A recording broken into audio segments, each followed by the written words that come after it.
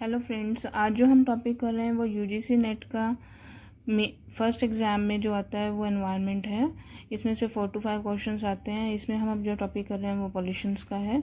ये हम examination point of view से ही करेंगे कि जैसे जितना मतलब एग्ज़ाम में पूछा जाता है उतना ही कर रहे हैं। सो यहाँ पे बेसिकली भी है व्हाट इज़ एनवायरनमेंट। एनवायरनमेंट क्या होता है? Environment is a condition where you live and walk. Basic तो यही होता है कि आप जहाँ पे कैसे काम करते हैं, कैसा एनवायरनमेंट मिलता है आपको, कैसे आप रहते हैं, खाते हैं, पीते हैं, वो है। सो हम इस बारे में ही पढ़ेंगे। इसमें एनवायरनमेंट में हम इधर इसमें करेंगे air pollution, water pollution, land pollution, nuclear pollution और कुछ बेसिक क्वेश्चंस भी होंगे। इनसे रिलेटेड डिजीज़ भी होंगी जो हमें एनवायरनमेंट में बिकॉज ऑफ आर कंटामिनेशन जो हमारी वजह से ही जो स्प्रेड हुई हैं वो भी हम इसमें लीड करेंगे। सो एनवायरनमेंट मैंने आपको बताया, environment is a condition in which you live and work. Environment में जो बेसिकली होती हैं हमारी कुछ गैसेस होती हैं। अगर कहीं एनवायरनमेंट में तो इसमें नाइट्रोजन गैस हमारी 78% होती है, ऑक्सीजन हमें 21% ही होती है एनवायरनमेंट में, आर्गोन गैस हमारी 0.93% होती है, कार्बन डाइऑक्साइड 0.04% और बाकी कुछ वाटर वेपर्स और कुछ बाकी अदर गैसेस होती हैं जो हमारे एनवायरनमेंट में पाई जाती हैं। ठीक है, अब यहाँ पे हम सबसे पहले पढ़ रहे हैं ग्रीन हाउस गैसेस कौन सी होती हैं। ग्रीन हाउस गैस पढ़ने से पहले मैं आपको ग्रीन हाउस इफ़ेक्ट बता देती हूँ कि ये बेसिकली होता क्या है। जब सन होता है वो अपनी वेव्स को अर्थ पर भेजता है तो जो अर्थ होती है कुछ वेव्स को अब्जॉर्व कर लेती है और कुछ को रिफ्लेक्ट करती है। इसको मैंने थोड़ा सा इजी वे में यहाँ पे समझाने की कोशिश की है। आप देखें मैंने स्टेप वाइज लिखा है इसमें। स्टेप 1 में क्या होता है, जो सन है वो अपनी वेव्स को अर्थ के ऊपर भेजेगा। सन के पास इलेक्ट्रोमैग्नेटिक वेव्स होती हैं जिनको हम अल्फ़ा बीटा गामा भी कहते हैं। तो उनकी फ्रिक्वेंसी डिपेंड करती है कि वो शॉर्ट वेव्स होती हैं या हाई वेव्स होती हैं। जब सन अपनी वेव्स ज़मीन पे भेजता है, ये हमेशा आप याद रखना, तो वो शॉर्ट वेव्स होती हैं। जब शॉर्ट वेव्स होती हैं तो एनर्जी उसमें बहुत ज़्यादा होती है।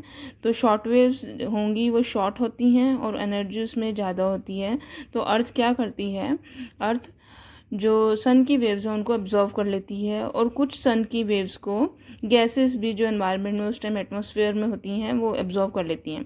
तो मैंने यहाँ पे लिखा है some of the waves are reflected by the surface and some of the waves are absorb by the sun earth surface. मतलब जो अर्थ है वो पूरी वेव्स को एब्जॉर्ब नहीं करेगी, कुछ को एब्जॉर्ब करेगी और कुछ को वापस भेज देती है।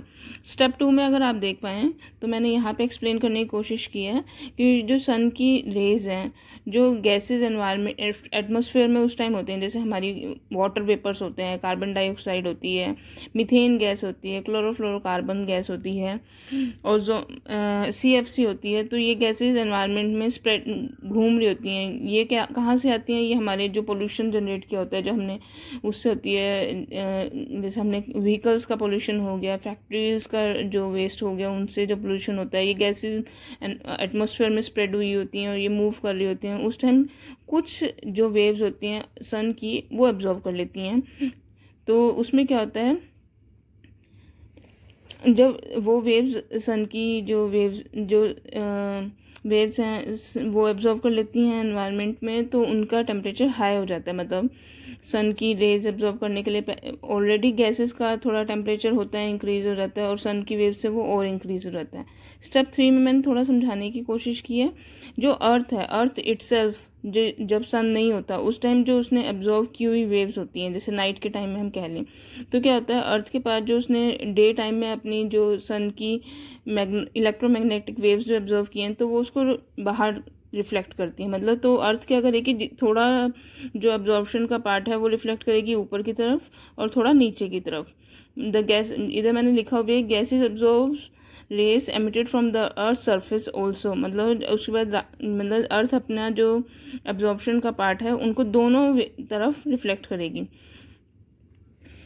ठीक है, अगर मैं यहाँ पे मैंने अभी आपको बताया जो सन की वेव्स होती हैं जब मॉर्निंग का टाइम होती है, डे टाइम होता है, तो उसकी एनर्जी बहुत हाई होती है। तो जो उसकी जो सन की वेव्स की लेंथ होती है वो शॉर्ट होती है, बस आप मतलब इतना याद रखना। और जब वो अर्थ से रिफ्लेक्ट होके वापस जाती है तो सन की अर्थ की मतलब सन की वेव्स की लेंथ हाई हो जाती है उस टाइम। ठीक है। अब यहाँ पे इसलिए ये इन्वर्सली प्रोपोर्शनेट दिखाया है। वेवलेंथ अगर ज़्यादा होगी तो जो एनर्जी होगी वो कम होगी। यहाँ पे मैंने लिखा देखो, अगर एनर्जी ज़्यादा होगी तो फ्रीक्वेंसी ज़्यादा होगी, फ्रीक्वेंसी ज़्यादा होगी तो वेवलेंथ भी ज़्यादा होगी, और वो इसका इन्वर्स प्रोपोर्शनेट हो जाएगा बाद में। जैसे जब अर्थ से रिफ्लेक्ट होके जब जाएंगी तो एनर्जी कम हो जाएगी तो और वेवलेंथ ज़्यादा हो जाएगी। ये रिवर्स में चलता है, energy and wavelength. That's why हमने इसको यहाँ पे ऐसे किया है, वेवलेंथ इंटू 1/एनर्जी। तो अभी गैसेस कौन सी एब्जॉर्व हुई हैं यहाँ पे? कुछ गैसेस तो एब्जॉर्व की हैं सन की वेव्स ने, हैं सन की रेज को, कुछ तो एनवायरनमेंट ने एब्जॉर्व किया और कुछ अर्थ ने एब्जॉर्व किया। तो क्या हो जाएगा कि टेम्परेचर इससे जब नाइट का टाइम होगा तो रात को जब अर्थ होएगी, अर्थ का सरफेस होगा तो उस वेव्स को रिफ्लेक्ट करेगा, और जो एनवायरनमेंट में जो गैसेस होंगी वो भी उन वेव्स को रिफ्लेक्ट करेगी। तो जब दोनों तरफ से रिफ्लेक्शन होगा तो रात को अर्थ का टेम्परेचर इतना ज़्यादा मतलब डिक्लाइन नहीं होगा जितना सन ना होने की वजह से अर्थ को डिक्लाइन होना चाहिए था। जब सन, मान लो हम एक सिंपल एग्जांपल लें, जब सन का टेम्परेचर, जब जिस टाइम सन होता है धरती पे उसकी वेव्स आते हैं तब उसका टेम्परेचर 40 डिग्री हो जाता है मान लो। लेकिन जब इवनिंग का टाइम होता है या नाइट का टाइम होता है, when night is there, when moon is there, तो आप देखो तब भी इतना नहीं होता है कि अगर 40 डिग्री टेम्परेचर है तो सन हम ये नहीं कह सकते सन होने की वजह से 40 डिग्री है। सन के ना होने के बाद भी वो 30 डिग्री तक ही या 28, 25 ऐसे ही इतना ही जाता है। वो क्यों होता है? वो इस रीज़न से होता है क्योंकि जो वेव्स डे टाइम में अर्थ ने एब्जॉर्व की हैं और जो हमारे एटमॉस्फेयर में ने एब्जॉर्व की हैं, तो रात को क्या होता है कि वो स्प्रेड हो जाती हैं। अर्थ भी रिफ्लेक्ट करता है उसको, और जो गैसेस होती हैं वो भी उसको रिफ्लेक्ट करती है, तो अर्थ का टेम्परेचर उस टाइम भी राइज होता है, उस टाइम इतना डिक्लाइन नहीं होता। अगर मैं इसे एक एग्जांपल और हमने कहा है, अगर हमने जैसे अर्थ से जितनी दूरी पे अर्थ है सन से उतनी ही दूरी पे एक न्यूट्रल ब्लैक बॉडी अगर हम रख दें, जैसे एक तरफ हमने अर्थ ली हुई है और दूसरी तरफ हम एक ब्लैक बॉडी रख दें, तो अगर दोनों को देखें सेम अर्थ की इलेक्ट्रोमैग्नेटिक वेव्स अर्थ पे भी आ रही हैं और सेम उस प्लैनेट पे भी जा रही हैं जो हमने न्यूक्लियर बॉडी रखी है। उस टाइम अगर आप देखेंगे तो अर्थ का जो टेम्परेचर है उस टाइम मान लो 50 डिग्री है, लेकिन उस न्यूक्लियर प्लैनेट का जो टेम्परेचर होगा वो 5.3 डिग्री ही होगा। क्यों? क्योंकि वहाँ पे गैसेस जो हैं वो नहीं हैं, तो गैसेस की वजह से जो एब्जॉर्प्शन रेज का होगा तो वो भी वहाँ पे नहीं होगा। इसलिए जो गैसेस है और अर्थ जो सन की वेव्स को एब्जॉर्ब करती हैं, गैसेस की वजह से बहुत ज़्यादा इफेक्ट पड़ता है ये, इसलिए इसे ग्रीन हाउस इफेक्ट कहते हैं बेसिकली। क्योंकि यहाँ पे मेन पार्ट जो आ जाता है वो गैसेस का भी आ जाता है जो हमारा टेम्परेचर नाइट में इंक्रीज करती है। तो ये सारा प्रोसेस आपका जो है इसको हम ग्रीन हाउस इफेक्ट कहते हैं। अब इसमें हम गैसेस पढ़ लेते हैं कौन सी होती हैं। सबसे पहले तो वाटर वेपर होते हैं, वाटर वेपर। सेकेंड इसमें होती है मीथेन गैस। मीथेन को हम डिनोट करते हैं CH4 से, एंड देन कार्बन डाइऑक्साइड जिसको हम CO2 से कहते हैं। देन क्लोरोफ्लोरोकार्बन होती है जिसको ओजोन भी बोलते हैं, हम उसको हम O3 से डिनोट करते हैं। देन नाइट्रोस ऑक्साइड उसको हम H2O डिनोट करते हैं, ठीक है। देन ये मैंने आपको बताया एनर्जी अगर ज़्यादा होगी तो वेवलेंथ कम होगी, यहाँ पे इन्वर्स प्रोपोर्शनेट रहेगा, और अगर एनर्जी कम होगी तो आपकी वेवलेंथ ज़्यादा हो जाएगी।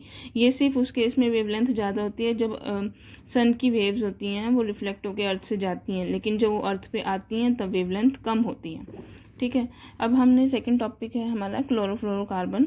तो ये एक ओजोन लेयर जो हमारी होती है उसमें एग्जिस्ट करती है। तो इससे बेसिकली अगर हम कहें क्लोरोफ्लोरोकार्बन कहाँ पे मिलती है, हमारे क्वेश्चन में तो यही आता है कि हमारे घर में कहाँ एग्जिस्ट करती है। तो ये हमारी एयर कंडीशनर्स में, फ्रिज में, टीवीज़ से जो गैसेज आती हैं, स्प्रे वगैरह जब हम यूज़ करते हैं तो ये वहाँ पे ज़्यादा होती है। तो इस because of this we have skin cancer. Next है हमारा नाइट्रोजन गैस। नाइट्रोजन गैस से कहाँ से आती है, मतलब हमें ये रेड ब्राउनिश कलर में होती है। और ये हम जब एग्रीकल्चर में हम जो गैसेस मतलब स्प्रेड होती हैं एग्रीकल्चर में यूज़ करने के बाद, वो इसकी वजह से होती हैं। और इंडस्ट्रियल जो एक्शन होते हैं, जैसे जो इंडस्ट्री से जो स्मेल आती है, जो गैस पास आउट होती है, उस वो नाइट्रोजन गैस होती है। इसकी वजह से मेन रीज़न होता है हमारा एसिड रेन। मैं मतलब इतना ही जो हमें मेन चाहिए मैं उतना ही पढ़ रहे हैं हम। नेक्स्ट है हमारा कार्बन मोनोऑक्साइड। ये भी it is also present in the air. तो ये क्या होता है कि मीथेन से जब मतलब एनवायरनमेंट में तो होती है, और मीथेन में ये मीथेन से हमें मिलती है। मीथेन कहाँ से मिलता है हमें? जो एनिमल्स या प्लांट्स का जो हम कंपोजिट करके रखते हैं, उससे जो गैस हमें मिलती है वो मीथेन गैस होती है। जब ये काफ़ी टाइम तक एनवायरनमेंट में होती है तो ये ट्रांसफॉर्म हो जाती है CO2 में। तो कार्बन मोनोऑक्साइड जो हमें जो होती है वो कहाँ से आती है? हमारी व्हीकल्स की वजह से आती है, कोल जो बर्निंग होती है उसकी वजह से, एंड वुड बर्निंग की वजह से हमारी कार्बन मोनोऑक्साइड गैस स्प्रेड होती है। नेक्स्ट गैस हम जो पढ़ रहे हैं वो है सल्फर डाइऑक्साइड। सल्फर डाइऑक्साइड हमें बेसिकली कहाँ से आते हैं? This came into existence from the factory pollution. जो फैक्ट्रीज़ के जो धुआं होता है, जो कोल का मतलब कोल जलाने से धुआं होता है, या ऑयल हम जैसे पेट्रोलियम वगैरह जब हम पेट्रोल या कैरोसिन ऑयल वगैरह जब हम जलाते हैं, उससे जो धुआं होता है, जो गैस पास आउट होती है, वो सल्फर डाइऑक्साइड होती है। Acid rain is also the reason of this gas. और ये वोल्केनोज में से जो गैस निकलती है, जब वोल्केनोज बर्स्ट रहते हैं उस टाइम भी जो गैस होती है वो सल्फर डाइऑक्साइड ही होती है। यहाँ पे आप वोल्केनोज का याद रखना, क्योंकि वोल्केनोज में से जो गैस होती है वो सल्फर डाइऑक्साइड होती है। नेक्स्ट है हमारा CO2 कार्बन डाइऑक्साइड। ये कलरलेस होती है, कोई स्मेल नहीं होती है इसकी, लेकिन हाँ बहुत ज़्यादा अगर हाई कंसनट्रेशन में, मतलब किसी स्मॉल एरिया में बहुत ज़्यादा ये गैस है तो इसकी बहुत ज़्यादा मतलब तब एसिडिक स्मेल आती है इसकी। ये कहाँ से हमें कार्बन डाइऑक्साइड मिलती है? आपको पता ही है, प्लांट्स हम कार्बन डाइऑक्साइड छोड़ते हैं और प्लांट्स कार्बन डाइऑक्साइड ऑब्जर्व करते हैं, ठीक है। तो एक तो वहाँ पे कार्बन डाइऑक्साइड होती है। Next is burning of fossil fuel. Fossil fuels पता ही होंगे आपको कौन से होते हैं, जो अर्थ के नीचे बहुत सालों से पड़े रहते हैं और उसके बाद डिकम्पोज हो के वो पेट्रोल में मतलब कन्वर्ट हो जाते हैं। आपने जो वेसलिन है, this is the part of fossil fuel. Petrol है, डीजल है, केरोसिन ऑयल है, ये सब हम अर्थ की क्रस्ट में से निकालते हैं। All of these are fossil fuels. तो इनके बर्निंग से जो गैस जनरेट होती है दैट इज़ कार्बन डाइऑक्साइड। अब मैंने यहाँ लिखा भी है ऑयल, कोल और नेचुरल गैसेस। ये अब यहाँ पे हम यूज़ देख रहे हैं कि कार्बन डाइऑक्साइड कहाँ यूज़ करते हैं। आपने देखा ही होगा जो फायर एक्सटिंग्विशर्स हम यूज़ करते हैं आग बुझाने के लिए। देखो ऑक्सीजन एनवायरनमेंट में है, ऑक्सीजन से आग लगती है, ठीक है। ऑक्सीजन एनवायरनमेंट में आपने देखा होगा जंगलों में आग बढ़ती जाती है। This is because of the oxygen, because of existence of oxygen, क्योंकि वहाँ पे ऑक्सीजन ज़्यादा है, ठीक है। और लेकिन कार्बन डाइऑक्साइड जो है वो आग बुझाने का काम करता है, तो इसलिए हम फायर एक्सटिंग्विशर में कार्बन डाइऑक्साइड होती है, ठीक है। नेक्स्ट देखो आप, लाइफ जैकेट जो हम यूज़ करते हैं उसमें फॉर्मिंग रबर्स एंड प्लास्टिक में भी हम कार्बन डाइऑक्साइड्स का यूज़ होता है। नेक्स्ट गैसेज जो हम पढ़ रहे हैं दैट इज़ मीथेन। इसको डिनोट करते हैं CH4 से। तो इसका बेसिकली ये it use to make heat and fuel light. मतलब जो सिंपल वे में कहा जाए तो मीथेन हमें कहाँ से मिलती है? जो हम किचन में गैस यूज़ करते हैं वो हम बायोगैस प्लांट, अगर आपने देखो हमने जितना घर का नेचुरल कूड़ा होता है इकट्ठा करके डिकम्पोज कर देते हैं। कुछ लोग मतलब पुराने टाइम में तो लोग अपने गांव में, अपने विलेजेस में एक बायोगैस प्लांट लगाते थे, अब भी कुछ लोग लगाते हैं। तो वो क्या करते थे, अपना जो एनिमल डंग का है और जो जो फ्रूट्स एंड वेजिटेबल्स का वेस्ट है उसको एक जगह डंग करते रहते हैं, और वहाँ पे जाके थोड़ा टाइम तक वो पड़ी रहती हैं। पड़ी होने के बाद वो अंदर से गैसियस फॉर्म में हो जाती हैं और खाद बन जाती है उसकी। तो वो हम जो गैस होती है, गैस को अलग निकाल के उसको सिलेंडर्स में फिल कर लेते थे। तो this is the methane gas. मैंने यहाँ लिखा भी, it came from the digestion of food by the animals and cattle, waste composition and coal mining के उधर से भी हमें ये गैस मिलती है, मेन मीथेन गैस, ठीक है।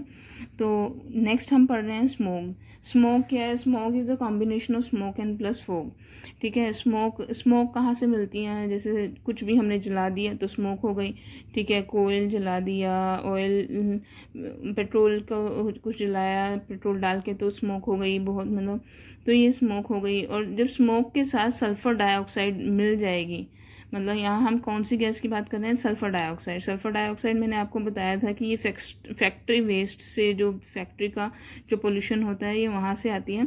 जब सल्फ़र डाइऑक्साइड मिल जाएगी तो इट बिकम स्मोक। इससे हमें मतलब सांस लेने में दिक्कत हो जाएगी, इससे हमें मतलब हार्ट प्रॉब्लम्स काफ़ी हो जाती हैं। तो ये स्मोक की वजह से होती हैं। स्मोक में जो बाकी गैसेस भी जो होती हैं वो कार्बन मोनोऑक्साइड भी होती है, मतलब एटमॉस्फेयर में जितने भी गैसेस हैं वो some kind they are having reason for smoke, जिसमें कार्बन मोनोऑक्साइड है, देखो नाइट्रोजन ऑक्साइड, वीओसी जनरेट्स हैं, ये सब है। वीओसी क्या होता है, वीओसी मैं यहाँ पे पढ़ेंगे, मैंने उधर लिखा तो है पर I will explain you here. VOC कहते हैं वोलेटाइल ऑर्गेनिक कंपोनेंट्स होते हैं, जो इससे एमिशन निकलता है। जो कार्बन डाइऑक्साइड से एमिशन मान लो 1% निकल रहा है, तो वीओसी से जो एमिशन निकलता है दैट इज़ मतलब 12 टाइम्स हायर, तो वो उसका 12 टाइम्स होगा उसका। ये हमें कहाँ से होता है, देखो जो हम घर में पेंट्स करवाते हैं सोर्सेज कहाँ से होते हैं, हमने एयर फ्रेशनर यूज़ करते हैं, ऑटोमोटिव जो प्रोडक्ट्स यूज़ करते हैं, गाड़ियों में जो होते हैं, ठीक है, जो फर्नीचर में पॉलिश होती है, जो मतलब हम क्लिनजिंग जो अपनी ये ड्राई क्लीनिंग एंड ऑल कराते हैं, इनसे जो गैसेस स्प्रेड होती हैं। और बिल्डिंग मटेरियल्स में जो लगती है मटेरियल से जो गैस आती है, जो सोप्स हैं, लॉन्ड्रीज है, क्राफ्ट मटेरियल है, ग्लूज हैं, इनसे जो स्मेल आती है, जो गैसेस एमिट होती हैं, उससे उस गैसेस को हम वीओसी गैसेस कहते हैं। These are the chemicals that produce vapors at ambient temperature and emitted gases from the solid and liquid। मतलब ये वो हैं जिनकी वजह से, मतलब ये केमिकल ऐसे होते हैं जिनसे हम वाटर वेपर्स भी आते हैं जब ये एनवायरनमेंट में गैसेस एमिट होती हैं और इनके एमिट होने के बाद जो हमें सॉलिड में या लिक्विड फॉर्म में मतलब वो गैसेस